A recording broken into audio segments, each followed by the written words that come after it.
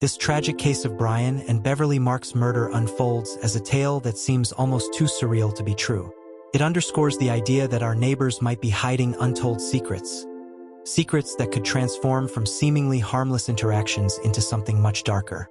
The investigation into their deaths revealed a chilling and deliberate act of violence, unearthing connections to a past life of crime, psychopathy, and the devastating consequences of unaddressed mental health issues. Welcome. This is Crime Uncovered, where every case has a story, and the truth is often stranger and darker than fiction. If you are yet to subscribe to my channel, kindly do so to stay updated on the latest crime we will uncover next. At first glance, Brian and Beverly Mauck seemed like a quintessential young couple, full of energy, life, and promise. They met in 2001, and from the very beginning, there was an undeniable chemistry between them. Their shared enthusiasm for adventure and exploration created an instant bond, one that grew stronger with every passing day. Whether it was scaling rocky cliffs, catching waves on a surfboard, or diving into the depths of the ocean, Brian's love for adrenaline and outdoor pursuits perfectly complemented Beverly's equally passionate interests. She excelled in sports, particularly baseball and track, and had a natural talent for playing the guitar. Her free spirit was matched by her love for music, languages, and the arts, and it was clear that the two shared a profound connection that went beyond mere attraction. It was the kind of bond that people dream of finding. By 2006, after 5 years of building their relationship, they decided to marry. Their wedding was an intimate affair by the ocean, with close friends and family gathering to witness their union. It was the perfect reflection of their personalities, laid back, yet beautiful and full of love. After the wedding, they traveled the world together, exploring new countries, cultures, and experiences that deepened their connection and love for one another. When they returned home, they purchased a house in Graham, Pennsylvania, a quiet, serene town nestled by a forest and river. The area was peaceful, with wide open spaces and a strong sense of community, making it the ideal place for the couple to settle down and start the next chapter of their life together. The couple seemed to have everything: a successful career, a loving marriage, and a bright future ahead of them. They had built a life that many would envy, surrounded by natural beauty and a promising horizon. But what was supposed to be a happy, idyllic life quickly became a nightmare that no one saw coming. The case of Brian and Beverly's brutal deaths shocked the small community of Graham and left investigators with more questions than answers. On the morning of November 17, 2007, Stephen, a close friend of Brian, arrived at the couple's home around 8 a.m. for their planned fishing trip. They had arranged the outing days earlier, and Stephen, eager to spend the day outdoors with his friend, was looking forward to the plans they had made. When he knocked on the door, expecting a warm greeting, there was no response. At first, Stephen thought little of it. Perhaps Brian and Beverly had simply overslept or forgotten about their plans. It wasn't uncommon for people to sleep in or get caught up in their own routines, and Stephen assumed it was nothing more than a minor inconvenience. But after waiting for several minutes, and when his calls to Brian went unanswered, a sense of unease began to grow within him. The silence in the house was unsettling, and the thought that something might be wrong crept into his mind. His initial doubts turned into concern, and Stephen decided to investigate further. He walked around the house, peering through the windows, hoping to catch sight of his friends moving about. What he saw through the living room window immediately sent a chill down his spine. There, partially covered by a blood-soaked blanket, were two bodies. The horrifying sight made his heart race, and his stomach dropped as the reality of the situation hit him like a ton of bricks. He could see the stillness of the bodies, the blanket that failed to conceal the gruesome scene, and the unmistakable signs of violence. His worst fears were realized in that moment. Something terrible had happened to Brian and Beverly. Frozen in shock, Stephen's mind raced as he scrambled to process what he was seeing. He immediately called emergency services, his voice trembling as he reported the grisly discovery. The seconds felt like hours as he anxiously waited for law enforcement to arrive, unable to tear his eyes away from the house, his heart heavy with dread.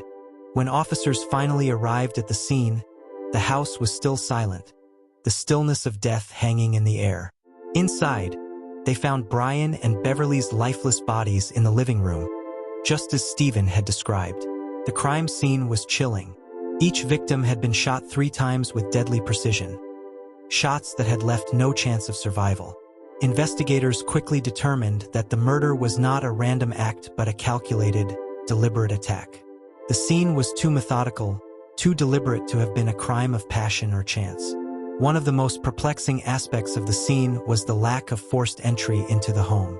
The front door had been unlocked, and there were no signs of a struggle, suggesting that the killer had been allowed inside. The couple's belongings, including their wallets, phones, and other valuables, were untouched.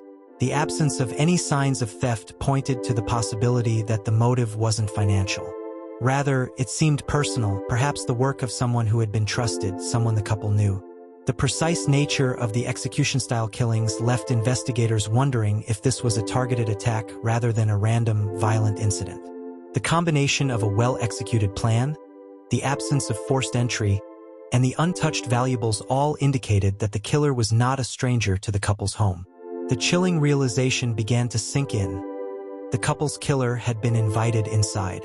And with that, the search for the perpetrator began, leading the investigators down a dark path filled with secrets, lies, and a growing list of suspects. As police carefully examined the crime scene, they began to uncover several key pieces of evidence that would eventually provide vital clues to the investigation. Among the most telling discoveries were drag marks on the floor, visible signs that the bodies had been moved after the murders.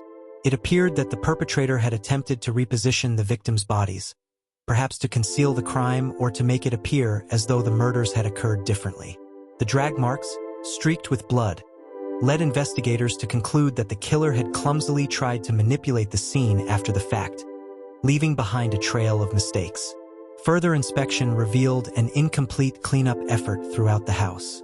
There were smears of blood on walls, furniture, and door handles, clear evidence that someone had tried, though unsuccessfully, to erase the signs of the brutal crime. In the living room, a plastic broom was discovered, still caked with dried blood on the bristles. The broom had clearly been used in an attempt to scrub away bloody footprints and smudged fingerprints scattered throughout the house. However, the cleanup was disorganized, rushed, and ultimately ineffective, leaving behind more evidence than it removed.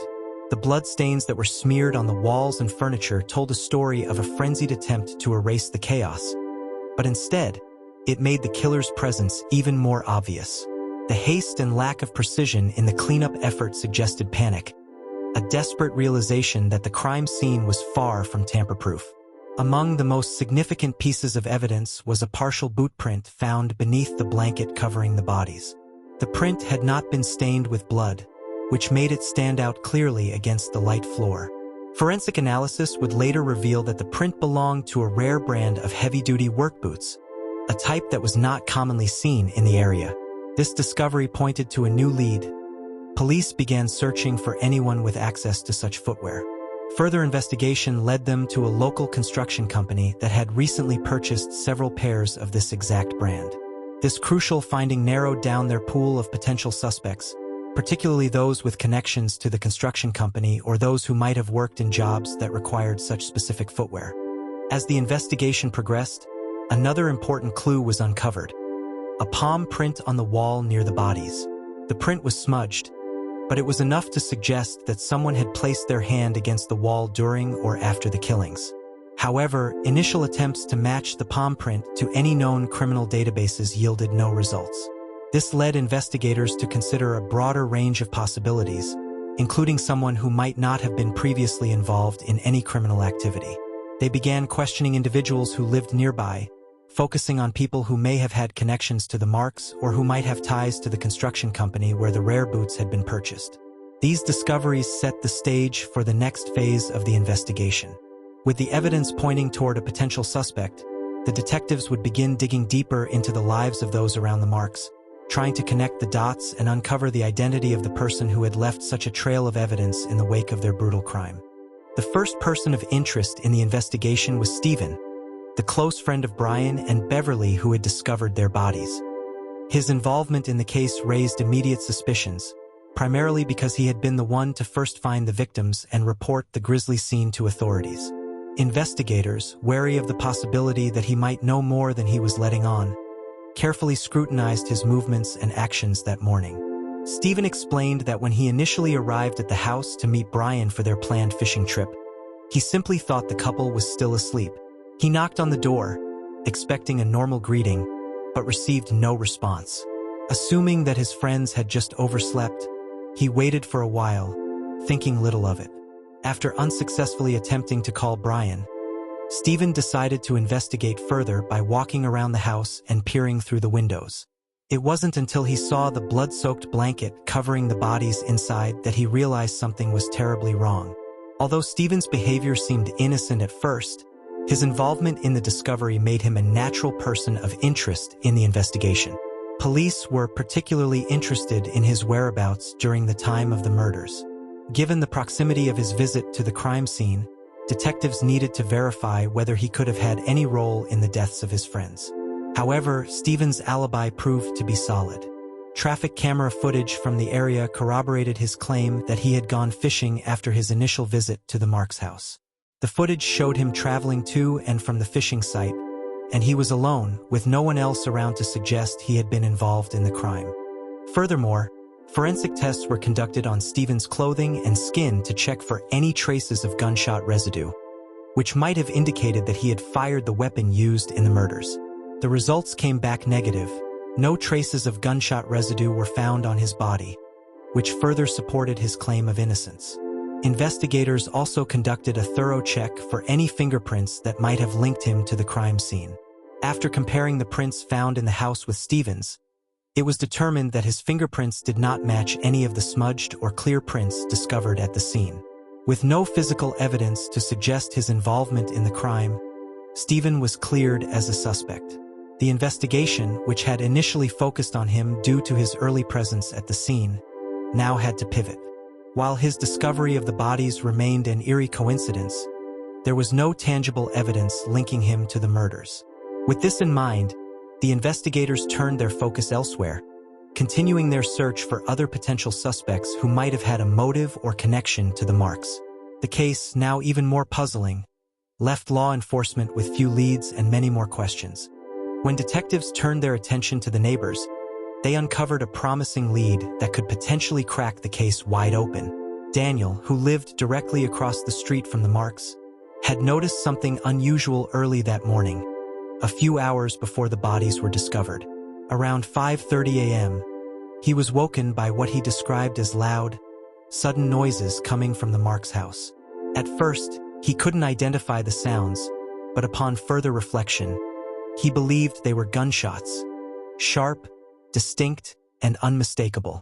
The sound immediately grabbed his attention, but it was still early, and the stillness of the morning left him uncertain about what he had heard. Nonetheless, the noise stuck with him, adding to the growing suspicion that something was wrong. Later that morning, Daniel reported seeing a white pickup truck parked near the Maucks' residence.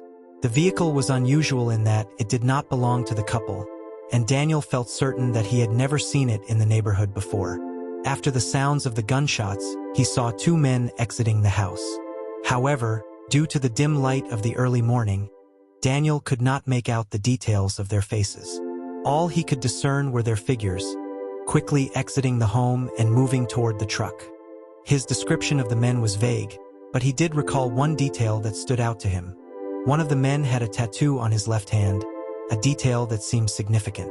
Despite the darkness, Daniel's account gave investigators a timeline that seemed to match the murders, suggesting the men were likely leaving the house right after the killings took place. Detectives were initially encouraged by Daniel's account, especially because the timeline aligned with the time frame they had already deduced from the evidence. His description of the tattoo on one of the men's hands was a small but important detail that could help identify the suspects. They hoped it might lead them to new information. However, as they pursued this lead, things quickly became more complicated. Investigators scoured the neighborhood for any more evidence or witnesses who might have seen something, but nothing came forward. There were no nearby traffic cameras that had captured footage of the white pickup truck, and no other neighbors reported anything out of the ordinary at the time Daniel had observed the vehicle. Additionally, no one in the Mauck circle of friends, family, or co-workers recognized the description of the two men Daniel had provided. No one recalled seeing anyone matching that description in the days leading up to the murders, and the tattoo detail, while intriguing, didn't seem to match any known suspects. The lack of further information about the truck, the men, and their possible identities made it difficult for detectives to pursue this lead further. Despite Daniel's vivid recollection of events, the trail seemed to run cold, and investigators were left with more questions than answers. The white pickup truck, the gunshots, and the mysterious men. All these clues seemed significant, but without more tangible evidence, the case remained at a standstill, with the killer still at large. Further investigation revealed a troubling lead: Jeremy Flint, a 22-year-old neighbor known for dealing illegal substances. Beverly's mother recalled that her daughter had mentioned Jeremy in passing before the murder, and this led investigators to look more closely into his background. Jeremy had been involved in a confrontation with Brian and Beverly just months before the murder. After an uninvited and aggressive visit to their home while intoxicated, Jeremy had caused a scene, harassing guests and insulting others. He had also been involved in a theft, taking items from the Mauck's home, including a gun and a cell phone. The couple had confronted him and demanded the return of their property, which was mysteriously found in their backyard the next day. However, when law enforcement tracked down Jeremy for questioning, it became clear that he had an airtight alibi. He had been out of town visiting family at the time of the murder, and there was no physical evidence linking him to the crime scene. Jeremy was ruled out as a suspect, leaving investigators to focus on Daniel once more. Daniel's history revealed troubling details that painted a chilling picture of his potential involvement in the murders. Born in 1966, Daniel had been diagnosed with schizophrenia in the late 1980s after years of mental health struggles and criminal behavior. At the age of 25, Daniel committed an unthinkable crime. He murdered his mother during a violent outburst, stabbing her nearly 30 times in a rage. He claimed that voices in his head had urged him to commit the murder, but court-appointed psychiatrists determined that Daniel was fully aware of his actions. After serving time in prison, Daniel was released on parole in 2006 and moved to Graham, where he married Jennifer.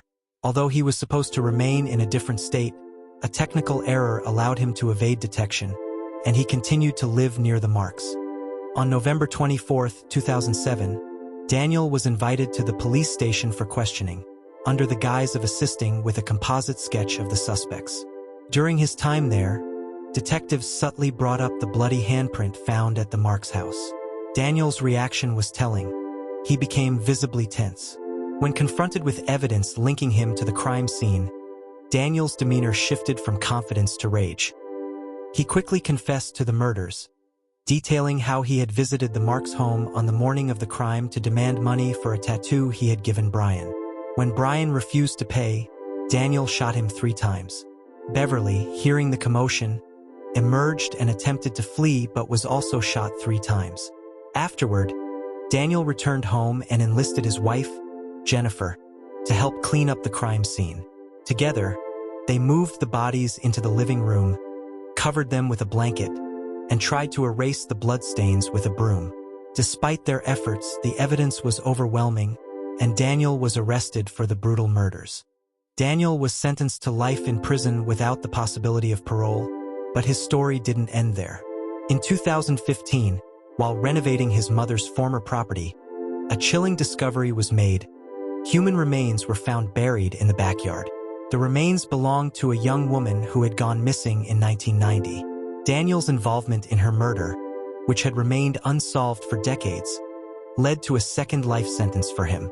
The case of Brian and Beverly Mauck serves as a haunting reminder that not all is as it seems behind friendly smiles and casual greetings. What appeared to be a normal neighborhood harbored a dangerous individual with a dark past, whose actions led to the violent deaths of an innocent couple. If you found this case as chilling and mysterious as we did, make sure to like, subscribe, and hit the notification bell for more true crime stories. Don't miss out on future cases, updates, and deep dives into true crimes.